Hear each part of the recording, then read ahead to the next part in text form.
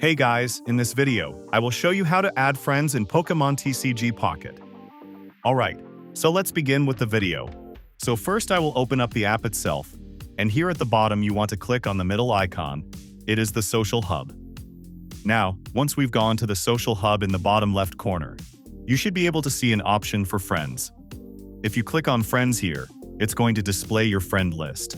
So if you have any people added, and if you want to add a friend, you will need to know their ID. So click on the icon right here as you can see with the plus sign and the person, and you will be able to see your friend ID so you can copy this and send it to people. And if you enter their ID right here at the bottom, you can search for them and then you can add them. So if I do it like that, I'll search for it.